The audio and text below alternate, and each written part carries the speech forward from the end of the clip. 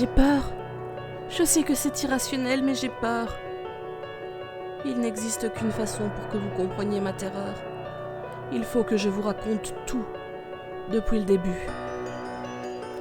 Il y a 7 ans, j'appris que j'étais enceinte de façon tout à fait fortuite lors d'une visite médicale. Je travaillais en milieu médicalisé. Je fus donc rapidement écartée. Un soir, alors que je rentrais chez moi, je ne vis pas la voiture qui fonçait à pleine allure en face de moi. Tout feu éteint. Je ne réussis pas à éviter la collision qui fut très violente. Je me réveillai à l'hôpital. Heureusement, bien que j'ai perdu connaissance, je n'avais pas de blessures graves. Juste quelques contusions et coupures superficielles. Je m'enquis de la santé du bébé. Je fus rassurée quand on m'annonça que tout allait bien. J'avais eu peur que la ceinture de sécurité l'ait blessé. Hormis quelques cauchemars, le reste de ma grossesse se déroula parfaitement bien. Lors de l'accouchement, cependant, j'échappais de peu à une mort par hémorragie, accentuée par la déchirure du périnée engendrée par le passage du bébé. Les premiers jours postpartum furent très éprouvants, tant à cause des soins que parce que je ne pouvais pas voir le bébé, car j'étais trop faible. Oh, quelle joie ce fut lorsque je pris enfin mon fils dans mes bras. Il était sublime. Ce fut le plus beau jour de ma vie. Nous vécûmes une vie de famille très tranquille. Vince était un garçon très intelligent et très sensible. La suite des événements m'amène à penser que cette sensibilité n'était peut-être pas uniquement émotionnelle. Toujours est-il qu'il y a un peu plus d'1 an, j'appris que j'étais enceinte. J'annonçai la nouvelle au papa et à Vince avec beaucoup de joie. Ils furent tous deux ravis par cette information. Tandis que mon ventre grossissait, je voyais mon fils de plus en plus fatigué. Je lui demandai pourquoi, et il me répondit qu'il l'ignorait, qu'il avait beau dormir à l'heure, il était encore fatigué. Je pensais que cela était dû au stress de devenir grand frère, et je ne m'inquiétais pas davantage. Cependant, j'étais à 7 mois et 3 semaines de grossesse, lorsque je me réveillai en sursaut, en entendant la voix de mon fils chanter. Je m'approchai doucement de sa chambre et entr'ouvris la porte. Il dormait profondément, mais pourtant, il était bien en train de chanter. L'air faisait penser à une douce berceuse, mais les paroles me glacèrent le sang. Prenez garde, vous qui écoutez, car je regarde et je sais, dans 2 jours, vous verrez que le bébé sera mort-né. Je plaquai la main devant ma bouche pour empêcher un cri de sortir. Je fermai la porte avant de sangloter. Je retournai au lit, mais je ne réussis plus à dormir. Pourtant, le calme ambiant était revenu. Le lendemain, j'en parlais à mon mari. Il resta bouche bée, mais il ne me crut pas. Nous en parlions à notre fils, sans entrer dans les détails. Il ne se souvenait pas avoir chanté. Cela aurait pu en rester là, mais le surlendemain, mon mari me conduisit aux urgences, suite à de très violentes contractions. Le diagnostic fut sans appel, et j'accouchai d'un bébé mort-né. La souffrance physique et psychologique était énorme. Je ne fis le rapprochement avec l'étrange chanson que le lendemain de l'inhumation. Quand j'abordai le sujet avec mes proches, tous, sans exception, me répondirent que c'était la douleur de la perte qui me faisait penser pareille sottise. le temps passa. Nous retombâmes dans notre routine quotidienne. La peine s'atténua, mais ne s'éteignit pas. Un soir du mois de janvier, quelques jours avant son anniversaire, j'entendis de nouveau Vince chanter. Mais, cette fois, mon époux l'entendit également. Nous nous approchâmes doucement et tendîmes l'oreille. Prenez garde, vous qui écoutez, car je regarde et je sais, demain vous verrez que ce cher facteur avait un faible cœur.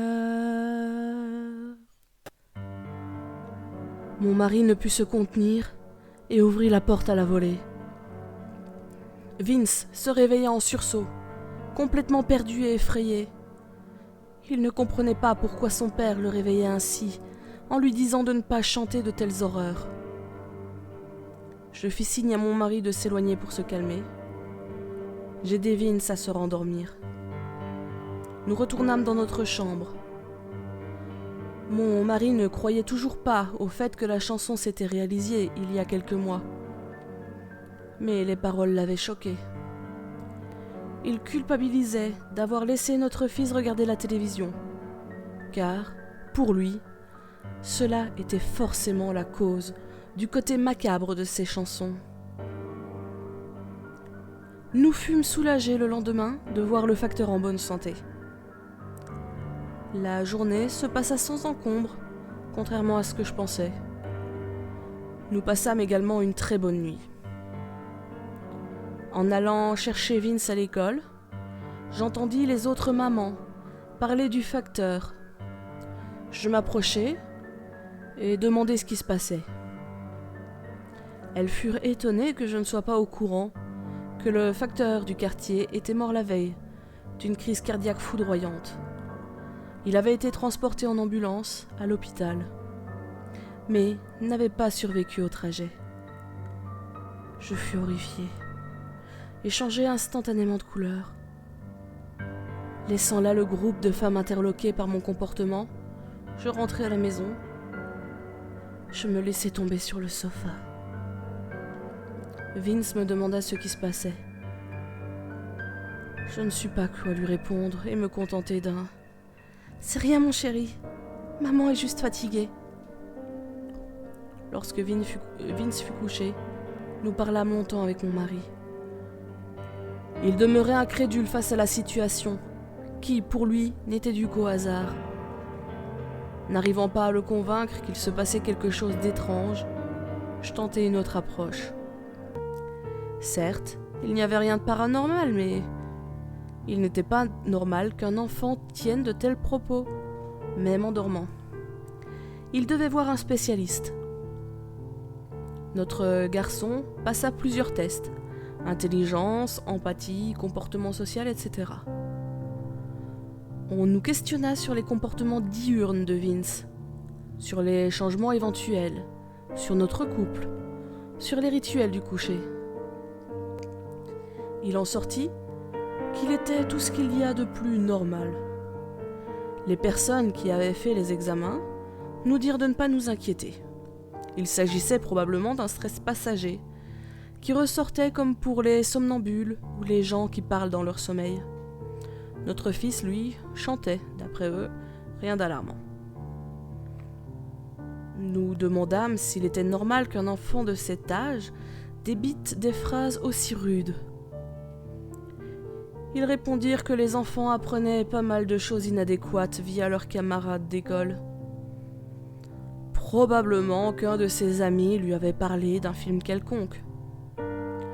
Pour eux, le meilleur moyen de supprimer ce comportement était de renforcer les rituels de coucher. Par des massages, des chansons douces, des lumières apaisantes entre autres. Les tests s'étaient étalés sur plusieurs semaines. Durant ceux-ci, les nuits étaient sereines. Nous mirent en place les conseils que nous avions reçus, dans le but que cette sérénité dure. Malgré tout, nos efforts, notre tranquillité ne dura pas longtemps. À peine quelques jours après notre entrevue, Vince chanta de nouveau. Cette fois, je pris mon smartphone et enregistrai mon fils. Prenez garde, vous qui écoutez, car je regarde et je sais, dans une semaine vous verrez, ça ne ratera pas, papa s'en parlera. Je ne réussis pas à retenir mon cri, réveillant au passage fils et mari. Je ne parvins pas à expliquer à mon époux ce qui m'avait causé un tel émoi. Je lui passai le téléphone sur lequel il y avait l'enregistrement. Il ne réagit pas, tandis que Vince disait qu'il n'avait jamais dit ça. Tout le monde pleurait. Nous fîmes un câlin pour tenter de nous réconforter. La journée qui suivit fut morose. Nous réfléchissions à ce que nous pourrions faire pour empêcher que ça arrive. Une semaine, ça nous laissait un peu de temps. Nous demandâmes à des experts en paranormal. Ils vérifièrent s'il y avait des esprits dans la maison, si Vince avait des pouvoirs médiumniques. Sans succès. Rien n'expliquait ce qui se passait. Et rien ne se reproduisit la nuit. Le jour fatidique approchait. J'allais trouver un prêtre exorciste. Il m'écouta, écouta l'audio et m'accompagna pour prier avec notre famille. Notre situation ne relevait pas de l'exorcisme et il douta que la demande d'enquête soit acceptée. De plus, le temps manquait et la seule chose qu'il pouvait nous proposer était la prière et un soutien spirituel. Nous étions déçus, mais nous acceptâmes avec reconnaissance malgré tout. Nous nous sentions démunis, ne sachant que faire. Mon mari prit congé, le jour où cela devait se passer, n'ayant aucune idée de ce qui nous attendait. Il avait décidé de rester à la maison. Après tout, comment pouvait-il s'empaler à l'intérieur ? Le jour fatidique se passa sans encombre. À 22h, toujours rien. Nous allâmes nous coucher, rassurés que rien n'ait eu lieu. Je fus réveillé en sursaut par un grand bruit. Instinctivement, je regardai à côté de moi. Mon mari n'était pas là. Je courus dans le couloir en direction du bruit. Je hurlai en arrivant dans le salon. Il était là. La table de verre du salon était brisée. Et mon mari s'était empalé sur le pied. Il respirait encore. J'appelai les urgences pour qu'ils envoient une ambulance. Il survécut au voyage vers l'hôpital, mais pas à l'extraction de la patte du meuble. Vous devez vous demander comment une telle chose a pu arriver. Eh bien, mon fils avait laissé traîner un camion en plastique dans le salon. La nuit, son père s'était levé, avait marché sur le jouet et perdu l'équilibre, tombant ainsi sur la table. Sous le poids et l'impact, le plateau de verre avait explosé, laissant les pieds à nu. L'impulsion de la chute rendit la pénétration de la chair possible. J'ai peur. Je suis terrifiée. Car hier, Vince a chantonné. Prenez garde, vous qui écoutez, car je regarde et je sais. Vous qui écoutez, avant l'aube, vous décéderez.